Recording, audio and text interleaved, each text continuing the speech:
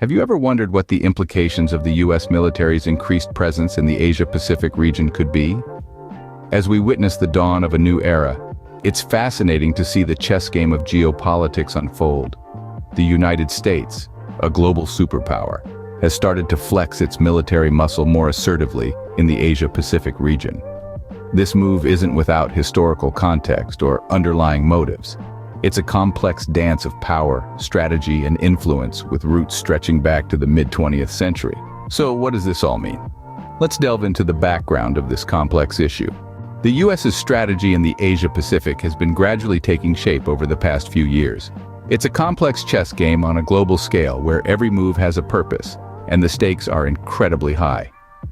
Let's start with the revival of a Pacific airfield, a site that launched atomic bombings of Japan during World War II. This airfield, located on Tinian Island, part of the Northern Mariana Islands, was abandoned after the war. But now, the U.S. military is making significant progress towards reclaiming it from overgrown jungle vegetation. Why? As China's missile threat grows, the U.S. aims to disperse aircraft across the Indo-Pacific region, which makes this airfield a strategic asset. Then, there's the U.S. Air Force B-2 stealth bombers. These recently completed a 2.5-week deployment in Iceland, marking the first continuous operation of B-2S from the country. The deployment reflects the U.S.'s increased focus on the high north, training with U.S., British, and Norwegian fighter jets to refine tactics and procedures. The significance of this move? It provides a new forward operating location for bomber agile combat employment, a clear signal of the U.S.'s intent to maintain favorable regional balances of power. Finally, we have the USS Ronald Reagan aircraft carrier. The Pentagon has ordered it to remain near Taiwan, a move in response to China's increased military pressure on the island.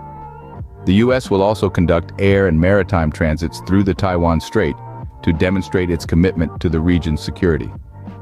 This is a clear signal to China and a reassurance to Taiwan.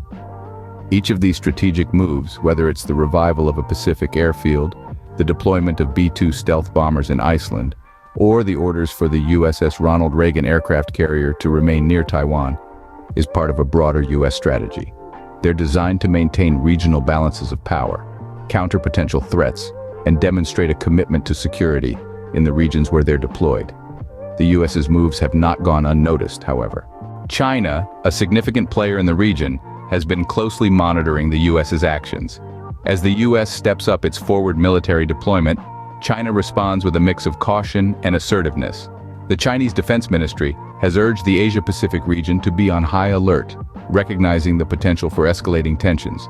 This isn't just about posturing. China has shown readiness to increase military pressure where it deems necessary. Take Taiwan as an example.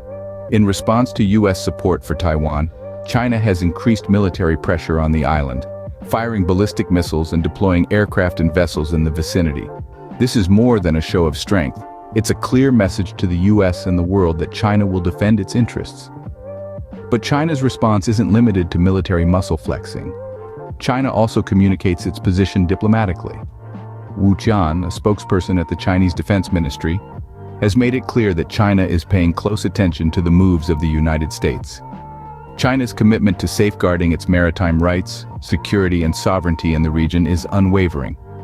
This brings us to the bigger picture. As the U.S. increases its military presence, China responds with a combination of military and diplomatic actions. This is about more than a single airfield or one island. It's about the balance of power in the Asia-Pacific region and the potential for a new landscape of geopolitical tensions. Every move and countermove adds a new layer of complexity to the situation. The U.S.'s increased military presence and China's response are like pieces on a chessboard, each one influencing the overall game. But unlike a game of chess, the stakes are high and the consequences are real. In this complex geopolitical dance, understanding each player's moves and motivations is crucial. As the U.S. continues to increase its military presence, China is likely to respond in kind, striving to maintain a balance of power in the region. The U.S.'s increased military presence and China's response have set the stage for a complex geopolitical dance.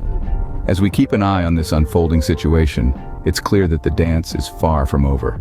In this geopolitical arena, the moves and counter-moves of nations can have far-reaching implications. We've seen the United States strategically step up its forward military deployment in the Asia-Pacific region, flexing its muscles from the Arctic to Taiwan. In response, China, with its eyes keenly on these moves, has urged the region to be on high alert, vowing to staunchly safeguard its maritime rights, security, and sovereignty. With the U.S. planning to reclaim the Tinian North Airfield, a relic of World War II, the tension is palpable. As we continue to monitor the situation, one thing is clear. The Asia-Pacific region has become a focal point of global strategic interest.